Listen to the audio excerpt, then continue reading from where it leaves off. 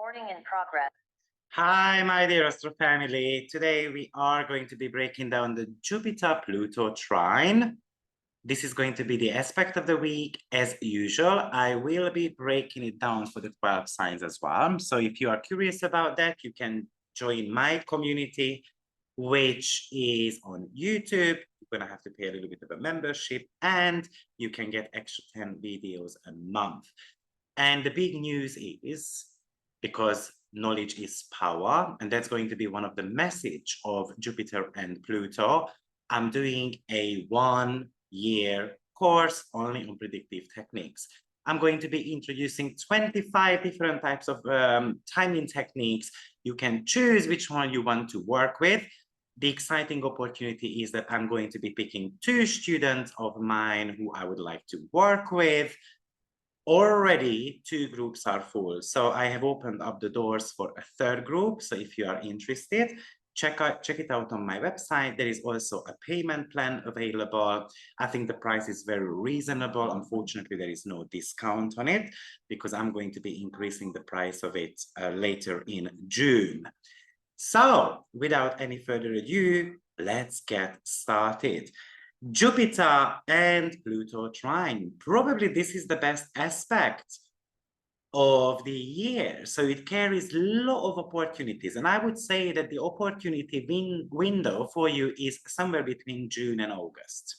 One of the reasons is because now Jupiter and Pluto are making a trine. And then in August, around 17th, Jupiter will be running into Saturn with a square. We don't always need to be scared of squares or Saturn, because it could really talk to you about the crystallization of all the ideas, what you might be coming up now. So that would be important to remember, but it can still come with a bit of an obstacle. But let's start from the beginning. First of all, a trine usually happens approximately every 8 years. So it doesn't happen that often. And therefore, it carries a huge opportunity. Now, the last time we had was 2015 October to 2016 March. And this is actually an opening trine. So the opening trines are happening every 8 years. The closing trines could be happening every 4 to 5 years. So the next trine, which is going to be the closing trine, is going to be happening 2028.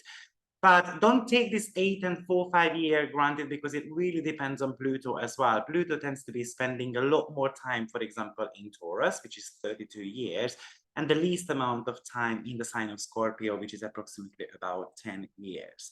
So first of all, what is a trine aspect? A trine aspect is when you have got 2 planets and they kind of show some type of synchronicity, because they are in similar elements. So for example, this Jupiter and Pluto trine are taking place in air signs. And the same element, it could be earth, water, fire, or air, but this time around it's going to be air. Basically, they are working towards the same principles.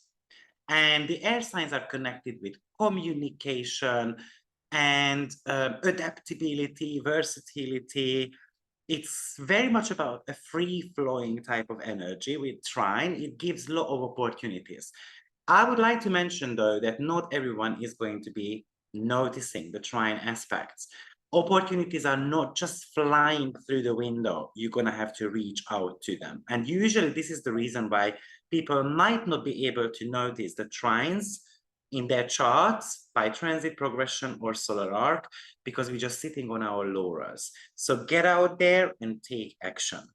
So now the next trine aspect between Jupiter and Pluto will be happening, by the way, in 2028. So you would need to be able to make the most of it right now.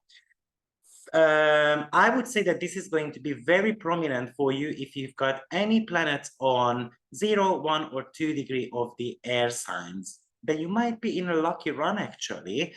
So the air signs are Gemini, Aquarius, or Libra. Check that out. Do you have any planet there? And it does not necessarily need to be only your natal planet. It could be a progressed or a solar arc planet as well. If you are unaware of those, then I will be teaching them also in that yearly course what I mentioned. So 0,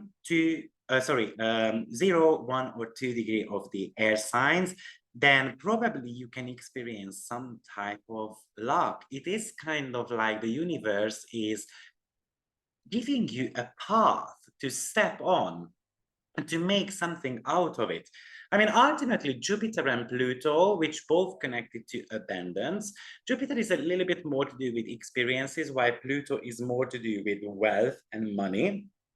So this could really boost your financial situation. It could be enhancing your curiosity even, or enhancing your interest in any type of intellectual matters, such as study, such as you will be able to break down certain type of cosmic or complex matters, connecting the dots and seeing right through it. So this could be really interesting. Now, as I said, I think this is the best transit of the year. So full of opportunities. And by the way, the very last trine aspect, which happened in air signs, was in 1977. So it's worth having a look at what was going on around that time. And one of the major things was Steve Jobs launched the first Apple computer. So that was a revolutionary moment in the computer industry. There were other stuff going on as well in 1997. There were a lot of discussion about gender discrimination and equal pay and ladies to get as much as men and so forth. And gender movement is a big topic. And I have been talking about this for years. I'm not going to mention it this time around. Don't worry. So because Jupiter is in the sign of Gemini, which is trying to increase your knowledge, Pluto is the planet of empowerment. So it is telling you to actually get out there, study something so that you can make more money. This is, I think, the #1 message with this Jupiter and Pluto trine. Whatever Jupiter touches, it magnifies it. And Jupiter magnifies the good and the bad as well, though, remember. So when you are afraid, Pluto, you can really be afraid. When you're afraid of speaking up, when you're afraid of attending an exam, when you are afraid of your siblings, for example, Gemini, when you're afraid of the local community, whether you're going to get rejected or not, Gemini, then unfortunately it's going to get magnified as well. And then it can even kind of zip your mouth even more. So this could talk to you about, you know, what you've experienced, a certain type of transformation or death in your life, then most likely this cycle is gonna bring you at least 3 of them. Also, it can increase your wealth. So it can give you a lot of money, but also it can come with a lot of endings and a lot of new beginnings as well. Sometimes we need to get outside of our comfort zone and to be able to start fresh. And that's Pluto. Close one chapter down in your life and start a new one. Do not be afraid of it. So from an archetypical point of view, I would say that both of them are connected to an intense period, an intense transformation, and that intensity level is going to be magnified, super magnified. Now, the conjunction between Jupiter and Pluto happened in 2020. So we were meant to be planting the seeds there. You might want to go back and revisit that time. It happened 3 times. The very first one was on 24 degree of Capricorn, and then we had a couple of on 22 degree Capricorn as well. So do you have any type of planets around that part of your chart? For example, I've got Mercury there, which is the ruler of my 4th house. Now, that is the very first time when I bought my first property. So this Jupiter and Pluto could bring some type of luck to me in regards to properties as well, because I started planting the seeds there. I would say that this cycle, this trine cycle, is going to be lasting until the opposition is taking place, and that's going to be happening in a couple of years' time. So we're talking about a couple of year transit here. This is about how to increase your power. It's kind of like remembering that the words have got power as well. Or when people are coming together, Aquarius, then there is a lot of power that is getting created. It's very much about sharing the ideas between me and others, and then we come up with this sisterhood and brotherhood, and then we are able to manifest something super good. Of course, if you have got issues with self-esteem, this is going to be quite a challenging one, because you're going to have to recognize your own power. This is also about the power, for example, social media has over our lives. Maybe sometimes a little bit of a distancing of that. It would actually indicate the end of a social media channel, but it would be replaced with something else as well. You know, I would say that data protection might become quite a big topic in the next couple of years. Let's see, maybe how to protect the data, such as you entering certain type of sensitive information, for example, on your phone, and then it gets copied and so forth. So maybe the new technology is going to be related to that as well. What's interesting about this is that Jupiter is the largest planet and Pluto is pretty much the smallest one. So what it could also indicate to me that it's very easy to make a mountain out of a molehill. So sometimes something gets enlarged, which is only visible microscopically. Therefore, just watch out in your life as well, because let's say you are having a conversation with someone and it's meant to be life-changing, but unfortunately it gets way too emphasized due to some misunderstandings. Or another polarity is that Jupiter represents the sky, while Pluto is about the underworld. So for me, this is about your higher mind, and your subconscious mind needs to be connected somehow. Or we can also call it as pretty much heaven and hell meets. And heaven is very much about all the positive things in our life, while hell could represent, unfortunately, some of the crisis situations. So how to navigate your life through all these emotional turmoil. I would say that this Jupiter and Pluto cycle is very much about the creation of something big. I mean, in Gemini, it would create a huge gossip, but also huge astrological or technological advancements as well. I believe because obviously in 1977, Steve Jobs came out with Apple. Maybe we're talking about the renewal of Apple, or maybe some technological breakthroughs in the computer or phone industry.